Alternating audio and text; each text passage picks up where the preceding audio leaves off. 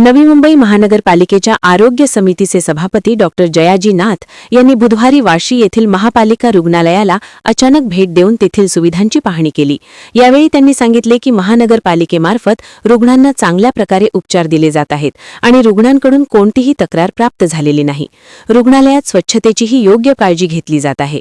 मात्र रुग्णालय प्रशासनाने कर्मचाऱ्यांच्या कमतरतेबाबत तक्रार मांडली आहे। या संदर्भात लवकरात समितीच्या बैठकीत चर्चा करून आवश्यक निर्णय घेतला जाईल। गरज भासल्यास नवीन भरती प्रक्रिया सुरू करण्यात येईल। नियमित भरतीत अडचणी आल्यास कंत्राटी तत्वावर कर्मचारी नेमण्याचा विचार करण्यात येईल। या पार्श्वभूमीवर सभापती डॉक्टर जयाजी नाथ यांनी सांगितले की तुर्भे, घनसोली आणि दिघा येथील रुग्णालयांचा पूर्ण क्षमतेने वापर होत नाही। त्यामुळे ही सर्व रुग्णालये लवकरात लवकर पूर्ण क्षमतेने सुरू करण्याची योजना आहे, जेणेकरून त्या भागातील रुग्णांना वाशीपर्यंत येण्याची गरज भासणार नाही। ते साफसफाई सर्वात सुंदर आहे, चांगलं आहे।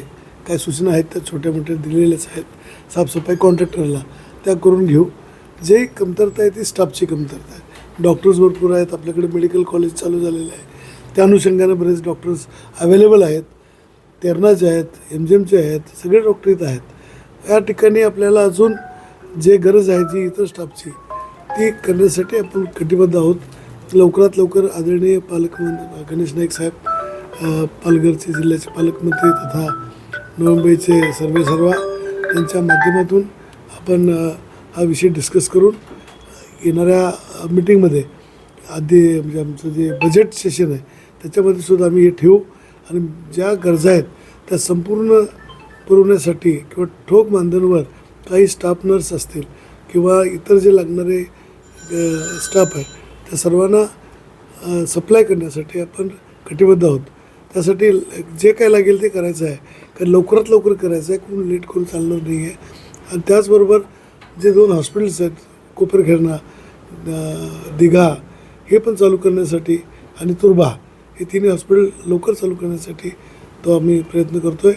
त्या कशा पद्धतीने करायचं, मॅनपॉवर नाही म्हणून करतो लवकरात लवकर, तरीसुद्धा कसं करता येईल, पब्लिक प्रायव्हेट पार्टिसिपेशनने करायचं आहे की कॉन्ट्रॅक्ट बेसवर करायचं आहे, पण सुविधा महापालिकेला द्यायची फ्री ऑफ चार्ज ज्या कोट्यातून त्याच पद्धतीनं त्या करण्यासाठी आपण करणार आहोत। आज आमच्या सर्व डॉक्टर टीमचं मी अभिनंदन करतो। डॉक्टर राजेश म्हात्रे साहेबांच्या नेतृत्वाखाली, डॉक्टर जवादे साहेबांच्या नेतृत्वाखाली, प्रकाश राठोडांच्या नेतृत्वाखाली चांगल्या पद्धतीने काम होतं आहे। डॉक्टर इंगळे आहेत, उतरूकर आहेत, ही सगळी टीम खूप वर्षापासून मी पाहतो जीव ओतून काम करायचा प्रयत्न करत आहेत। त्यांना खूप शुभेच्छा आणि अजून चांगलं करण्यासाठी आमचं त्यांना सहकार्य असेल, आमची डिक्टेटरशिप नसेल, आम्ही त्यांना सहकार्य करून त्यांना जे पाहिजे ते चांगलं करून नवी मुंबईची कशी चांगली सेवा करता येईल त्याकडे आपण लक्ष ठेवू। सर, पिछले साल के बजट स्कैन हो, डिजिटल एक्सरे हो, आज MRI भी, CT स्कैन MRI तो चालू है। आज MRI का पूरा टेस्टिंग हो चुका है। एक आध महीने में 1 मई तक उसका उद्घाटन करने के लिए हम लोग एक प्लान किया है, क्योंकि उसकी यंत्रणा लगती है, उनके डॉक्टर लगते हैं, कौन देखेगा, क्योंकि एक दिन का काम नहीं हो और एक डॉक्टर को के भी नहीं चलेगा। उसके लिए एक सॉलिड क्वालिफाइड डॉक्टर चाहिए, सॉलिड, क्योंकि उसके जो निदान है उसके ऊपर बहुत बड़ा खाली फिल्म देख के नहीं चलता है। तो उसका निदान करने के लिए डॉक्टर प्रॉपरली चाहिए। वो सब अपॉइंट करेंगे या किसी को चलाने को देंगे तो अपना मिनिमम जैसा बाहर 10,000 या 6,000 8,000 लगता है एक CT MRI करने के लिए, तो हम लोग 2,000 2,500 3,000 के अंदर बिठा के कम से कम खर्चे में करवा देने का ये कोशिश चालू है। और वो सब कुछ आज देखा मैंने, डिपार्टमेंट सब अप टू डेट हो गया है। खाली उसको चार्ज भी करके रखा है। आज किसी को अंदर जाने की भी एंट्री नहीं है, बट वो अपॉइंट करने का प्रोसीजर जो है 1 महीने के अंदर पूरा करके 1 मई तक टेंटेटिव्हली चालू करेंगे सोचा आहे। अशाही चर्चा किंवा आरोप आहेत की नवी मुंबईतली जसं आता आपल्याला काय लागलं तर कुणी KMला जातं, कुणी सॅन हॉस्पिटलला जातं, कुणी मुंबईला जातं, आता जे तर गव्हर्नमेंट हॉस्पिटल आहे त्याला आपण पण पाठवतो पेशंट। हे रुटीन आहे।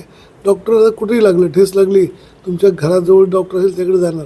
तसं भले तो तुर्ब्याचा आहे, इथं काम करत असेल, इथं त्याला काही इंजुरी झाली तो इथं जाणार, किंवा तो गोंडीचा आहे किंवा मनखुर्दचा आहे, तो इथं कुठं काय आला असेल कामानिमित्त, त्याला काही त्रास झाला आणि तो ॲडमिट झाला तर तसं होऊ शकतं।